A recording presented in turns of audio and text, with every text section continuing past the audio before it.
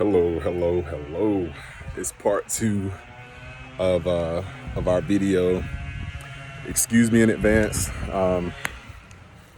Everybody is doing unseasonable things like running chainsaws and mowing the grass and just a typical summer day. But you guys, I just wanted to get you all caught up with everything outside.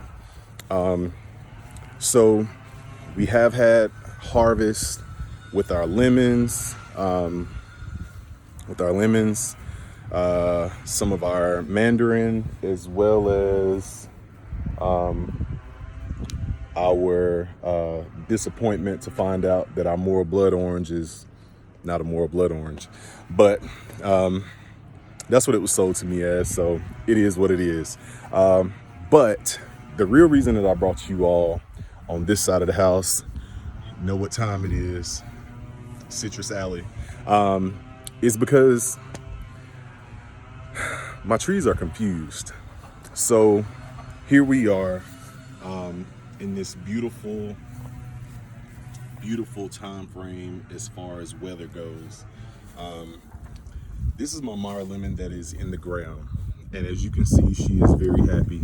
Outside of some discoloration here, I went ahead and put some spikes down, so she'll be taken care of. But what is absolutely insane to me is the fact that she's trying to throw flowers, man, and it doesn't stop here.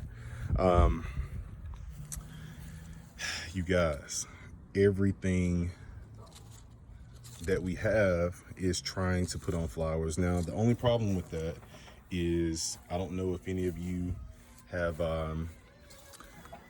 been keeping up with the weather, but ever since earlier this year, I don't play when it comes to the weather. So in Austin, they're calling for, if I'm not mistaken, around 32, but some of the local forecasts have been down to as low as 26, with the feels like temperature being in the high teens. So I'm not taking any chances. So yes, I do have my my frost jackets for these guys, and I'm about to go ahead and order some greenhouses for 1, 2, and 3 over here, because those are the only ones that are in the ground.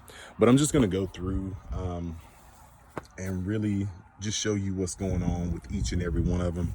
So again, on my lemon, this is our Mandarin. She's doing absolutely phenomenal. This is the shape that I always wanted. Gotta excuse this, I'm always growing stuff out of nothing because I'll come over here and compost. And anyway, make a long story short, it almost has that weeping effect, and it looks absolutely amazing. And again, she's flowering profusely. She'll be in the garage coming up real soon. So beforehand, we had a bear's lime over here, and of course it died in the frost. So I went ahead and went to HEB and got me another bear's lime, and I love the shape that it's in. However, I can't wait for a lot of this stuff right here to completely fill in, so we can have more of a stable tree as far as shape, you know, because I feel like a lot of its balance is off to this right side over here, but that's no big deal. So our Awari Satsuma, this is the most slowest growing variety I've ever had, but it does really well. Earlier in the summer, I really did not think this bad girl was gonna make it.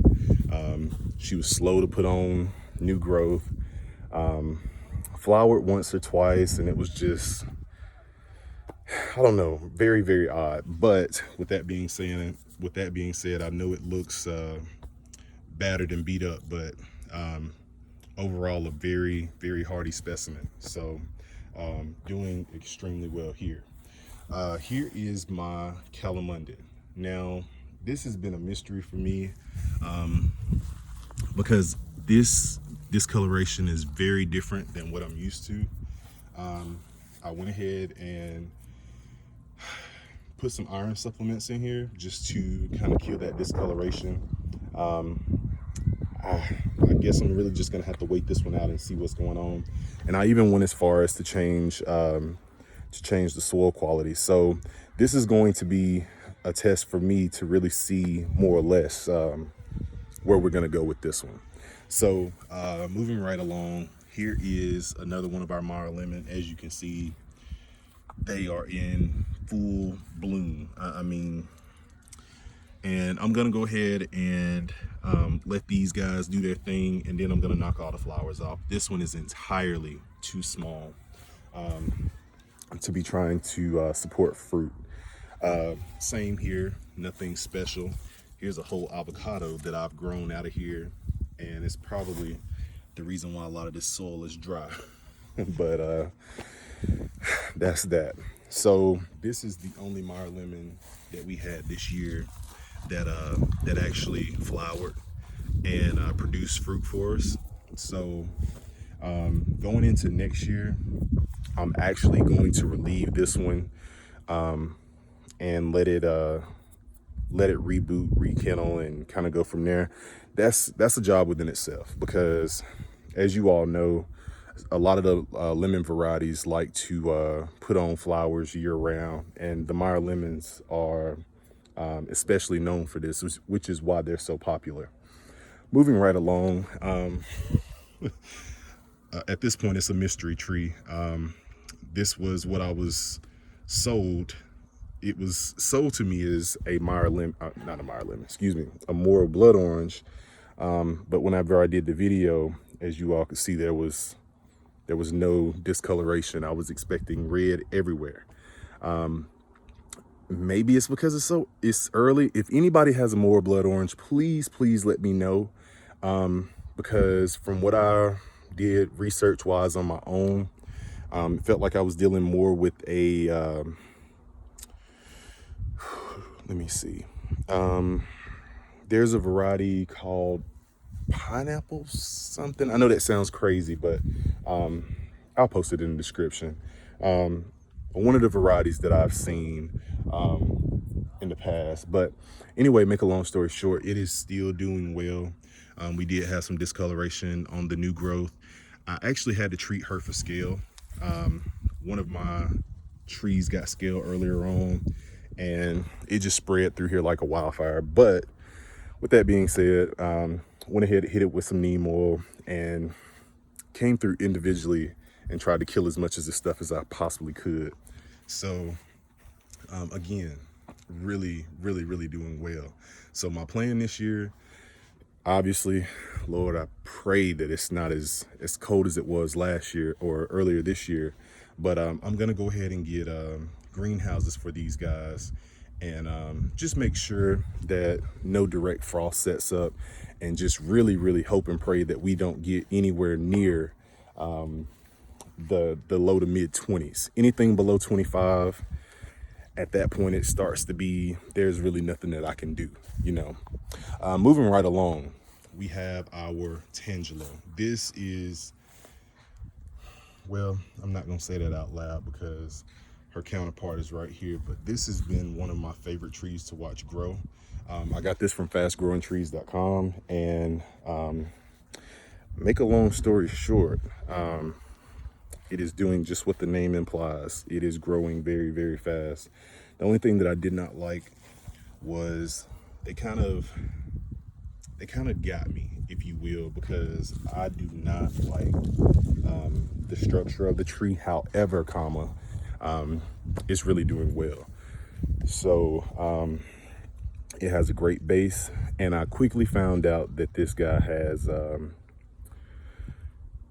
it has a trifoliate rootstock, which is phenomenal, because that clearly indicates that it is on one of the more cold hardy rootstocks. I wanted to shout somebody out. There is a page that I follow, and I should have viewed it so I knew the exact name, but I think he's out of Virginia. he grows a lot of yuzu lemons. Yuzu, I think that's what it is. And I think those are grown on the hardiest rootstock, because if I'm not mistaken, I think at one point I watched a video to where he was saying his trees survived a blizzard in Virginia. So with that being said, I definitely want to reach out to him and get some of his rootstocks, because if they can survive over there, at that point, I probably wouldn't even cover them up out here. But with no further ado, moving right along. If you're watching this video, please get with me. Thank you so much.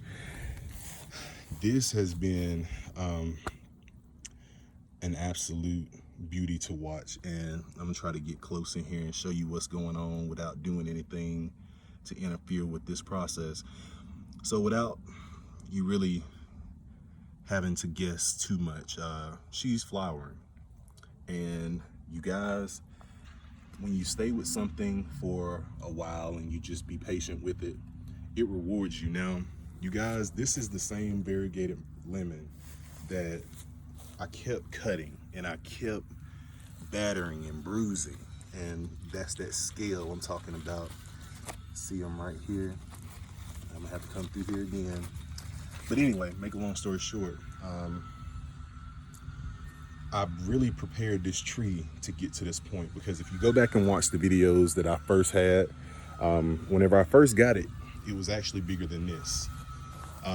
But my whole goal for grooming this tree was to ensure that it was going to be able to support the weight of these fruit, because it had a very unnatural structure beforehand, and it kind of bothered me for a while. So I just went ahead and I was like, you know what, I'm gonna go ahead and cut it back to the bone. And this is what happened from doing so. Now, one thing that I will tell you guys, before you all go out and get this one, and I just want you all to see the coloration of these leaves. It is absolutely gorgeous. But one thing that I want to let you all know before you get this one, it is extremely slow growing, and it does not apologize for being a slow grower. So before you all jump out there and get you a variegated lemon, expect, I cut this one down September of 19. So it just got back to where it was when I first got it. So yeah, you're looking at to get somewhere like maybe this, you're looking at I'm thinking somewhere between 3.5 to 5 years. So just get ready for that one. So the OG, Miss Caroline, she's doing phenomenal. I never bother, never really have to do anything for her. She just continues to do her thing. She's full of oranges, and yeah, she's doing great. And the flowers are coming in once more, and I just absolutely enjoy having this tree and taking care of it, because every single time that she gets rid of her fruit, here she comes again, and it's just as plentiful. And as I really enjoy having this tree in my presence, because it really doesn't need a whole lot of maintenance. I change the soil every so often, but every time she puts on new fruit, she starts to flower again. And it doesn't help at all that she is confused because of the season. So yeah, we can't wait. So around this year, I'll probably extend the harvest cycle about 2 months, and go ahead and probably pull these in April or March. So no, I'm sorry, probably somewhere between the end of March and most likely the end of May, because she dropped a lot of her flowers after I brought her in the house, because she thought that it was spring, and then the humidity was low, all of that kind of stuff. So make a long story short, that's kind of more or less where we are. So this is our Naval Orange, and I think Miss Blaine asked me about this. Hey Blaine, I hope all is well. She asked me did mine drop its flowers in the spring? And it absolutely did. And I was like, okay, forget it. I fertilized it, it set fruit, it dropped fruit, all in the same time frame. And that's totally fine because she's back and she's at it again. She has flowers.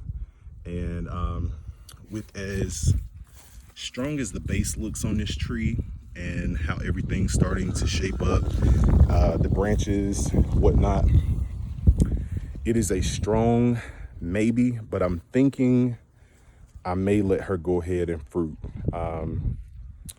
If as long as we don't have any crazy weather and whatnot, she'll be totally fine. The last thing that I wanted to show you all is what my father just bought me. It is the Knowles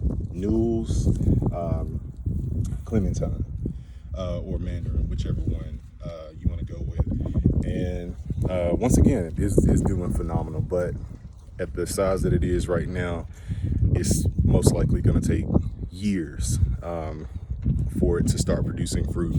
But it just really gives me a chance and an opportunity to nurture something and watch it grow, and more or less just spend that time with it and make sure that this is taken care of. Let me see if I have it down here. There we go. Knowles Clementine. So this is one of the better varieties to have. I've read reviews. I've not yet tasted the fruit, but they're saying that this is one of the better varieties to have. So we'll take our time and see where it goes, and you guys get to experience it with us together. So with that being said, you guys, this has been the citrus update. You guys have a blessed New Year's, and thank you all for viewing. All right, bye-bye.